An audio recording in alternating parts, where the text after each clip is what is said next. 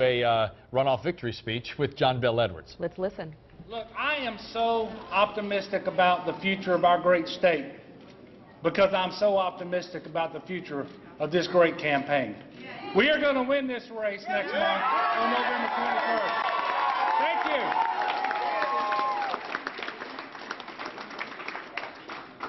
I want to tell you that I have developed a true affection for Jay Darden and Scott Angel. They both ran tremendous races. They are good public servants, decent men, and I like them an awful lot. And I know that it's got to be tough on them and their families and their supporters. But I want to reach out to them right now and tell them we got room for them. Yeah. Come on over.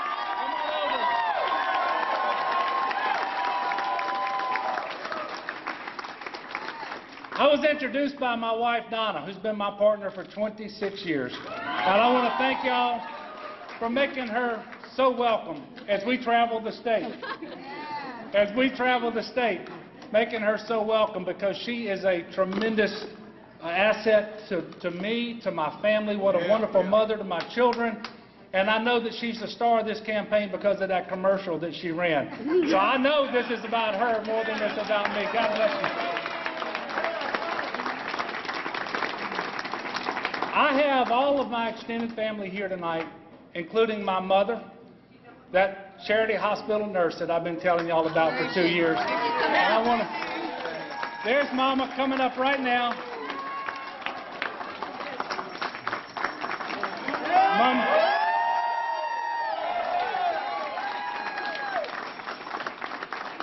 Mama, we love you. I want to thank all of my supporters, my family, my friends. You know, nobody does this alone. I know that probably better than anybody. There have been so many people working so hard for so long to get us to where we are tonight, within striking distance of winning this election.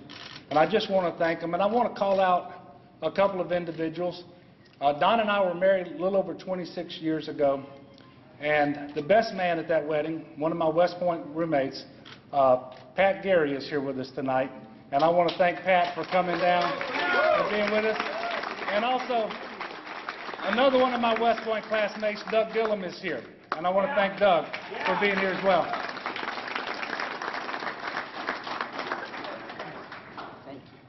I want to invite all the voters out there who didn't vote for me tonight, whether they voted for Scott or Jay, or quite frankly, whether they voted for David Vitter. I want to invite them to come to our campaign, to join our effort, so that together we can put Louisiana first. The stakes are too high. We cannot afford to get this one wrong. Because we have a beautiful state. What a wonderful state. You know, when I was in the Army traveling around, Donna and I always knew we were coming home, and home for us was Louisiana. And what wonderful people, hardworking, generous, decent, good people we have in Louisiana. My faith in our state is renewed. But at the same time, we cannot pretend. We have a lot of people who are hurting in Louisiana. We have a lot of people who are hurting. And we have to restore that sense of optimism and opportunity. And we're going to do that. We're going to do that with good leadership. You know, for 8 years, our people have been sacrificed on the altar of Bobby Jindal's ambition. No more. No more. No more. We are going to correct that. We're going to correct that. But there's a lot we have to do.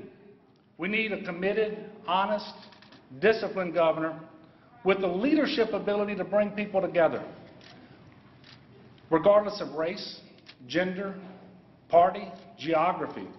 Bring people together to pursue the common interest.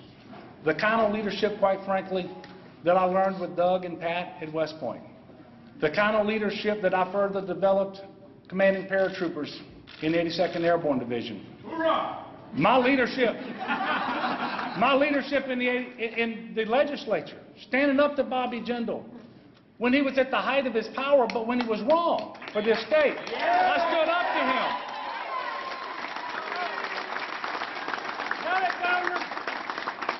Look, we have a beautiful state, a wonderful state, but there's going to have to be shared sacrifice and shared prosperity. The prosperity has been limited to the few, and the sacrifice has been way too many people. We've got to even the score, and that's what I'm going to do as your next governor. We're not going to keep pretending that all is okay, everything is good enough, we're adequately funding our priorities. We're going to make do with what we have, and yes, we're going to do more with less. You may have heard me say this. If you can always do more with less, one day you can do everything for nothing. It doesn't work that way in my house. It doesn't work that way in my business. And it doesn't work that way in the state of Louisiana. So what does it mean when I say we're going to put Louisiana first again? We're going to invest in higher education. Yeah. That's number one. We're going to invest in higher education. We're going to stop the double-digit annual tuition increases on our kids that are taxing their dreams and their futures and making it so that they're going to start their careers, if they can finish college at all, with too much debt. We have LSU A&M in Baton Rouge, which won a glorious victory tonight for homecoming. But earlier this spring, they prepared paperwork to declare financial exigency, which is the same thing as bankruptcy. No. LSU A&M in Baton Rouge. No. Thinking about bankruptcy. No. We can't have that. No. Because if LSU's thinking about that, think about McNeese and ULL and Southeastern and Southern. They're funded less than LSU. We got to do that. Let me tell you something else. When we stop those annual double-digit tuition increases, TOPS is going to be a sustainable program overnight, and we're going to do that as well. While we're talking about education, if you didn't know it, I'll let you in on a little secret. The last person I talk to every night is a teacher.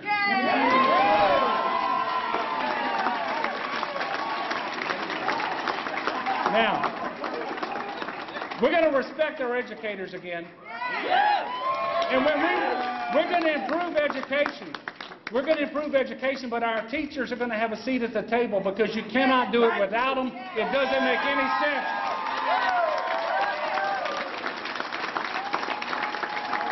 We are going to grow our economy. We're going to create jobs. We're going to make sure women are paid the same as men when they do the same job. And yes, if Congress won't do it, we're going to increase the minimum wage because $7.25 is not a living wage in 2015. Now, I'll tell you what else we're going to do. We're going to expand health care coverage for working families in the state of Louisiana. Now, oddly enough, the Republican Governors Association over the last 2 weeks spent over $1 million attacking me for wanting to do the Medicaid expansion in Louisiana. Now, let me tell you how silly this is.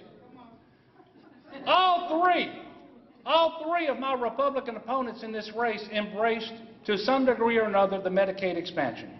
The Republican Speaker of the House, my friend Chuck Cleckley from Lake Charles, passed a resolution this past session to facilitate the Medicaid expansion next spring. 14 Republican governors across the country preside over states that have expanded the Medicaid programs in their states. That's because we want it. Now we have cable, Blueprint Louisiana, the Baton Rouge Area Chamber of Commerce, and many other good government and business groups that are embracing the Medicaid expansion. Well, let me tell you, I don't know where they've been. I've been trying to do it for 3 years. The facts haven't changed. The facts haven't changed.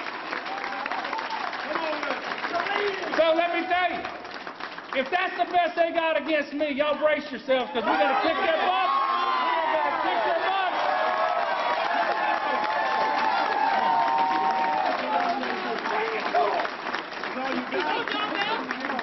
Now, over the next few weeks, David Vitter is going to spend millions of dollars lying about my record, lying about my values, lying about my service to our country and to our state. But you've got integrity. He's desperate. He's desperate, and all he offers are lies and hypocrisy. Lies.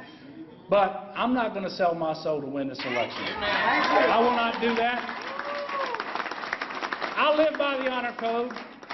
I live by the honor code. A cadet will not lie, cheat, steal, or tolerate those who do.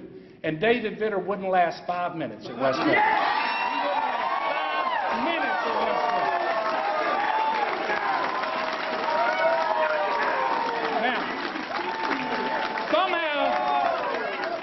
the least effective senator in the United States Senate wants to be our next governor. Keep it in Washington. We're not going to allow that to happen. We are not going to allow that to happen. Let me tell you, Senator Vitter is going to try to make this race about everything but what's important to us here in Louisiana. He's not going to have this focus on you or this state or on Baton Rouge. He's going to try to distract you. He's going to try to divert your attention. Let me tell you something. I studied the art of war. I know all about diversionary tactics. That ain't going to work. That isn't going to work. But you can't let it work. The people of Louisiana are better than that. They're smarter than that. Because he's going to try to divide us. He wants to prey on our fears. He wants to relate to certain people's bigotry. That's what's going to come in this race. I want you to brace yourself because this is going to be a real tough runoff to watch unfold on TV. It's just going to be that way. And I'm sorry about that. I'm not going to be the one doing it. I haven't run a single negative spot in the 2 years that I've been running this campaign. Now, let's just talk about it. David Vitter is going to try to put the focus on the president in Washington, D.C. If he believes that those are our biggest problems in Louisiana, he needs to stay in Washington. He needs to stay in Washington. By the way, I intend to make sure that that happens. We're going to let him stay in Washington. At least for another year. But the truth is, over the last 8 years, nobody has done more to hurt Louisiana than Bobby Jindal. Nobody. And yet David Vitter says he respects Jindal and his leadership, and they share all the same political values. I didn't make that up. That's a quote. Check it out. He endorsed him in 2011. He said all those things. But let me tell you, their failed leadership has bankrupted our state. Their values have put politics before people, and we cannot afford a third Jindal term. No. We cannot afford a third Jindal term. That is what David Vitter offers you, except Jindal on steroids. And I want you to think about that. Don't think about it too long, because I don't want anybody throwing up here tonight. But that's what he offers you. But my pledge to you is this. I will always put Louisiana first. Yes. Make no mistake about it. Make no mistake about it. I will gladly stand up with men and women of either party when they want to do something that's right for Louisiana. Yes.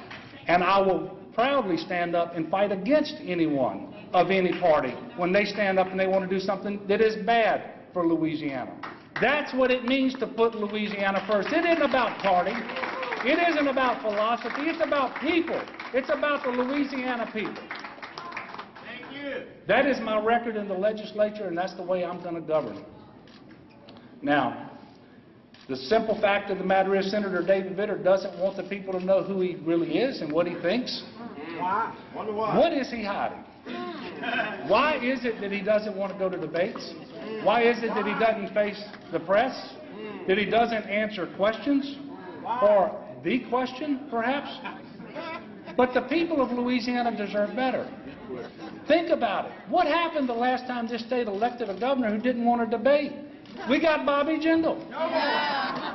You know, fool me once, shame on who? On you.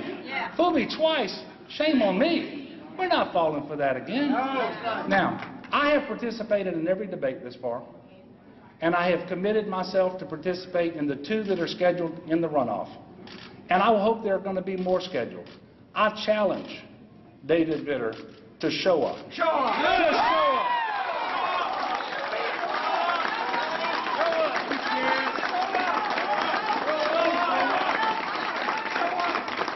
Senator Vitter needs to quit hiding behind millions of dollars in these super PAC ads. He needs to show up, answer the questions. Show up. And by the way, those millions of dollars are coming into this state from out-of-state special interests who are spending money to stop me because they know as your next governor, I'm going to work for you, and their gravy train is over. Their gravy train is over.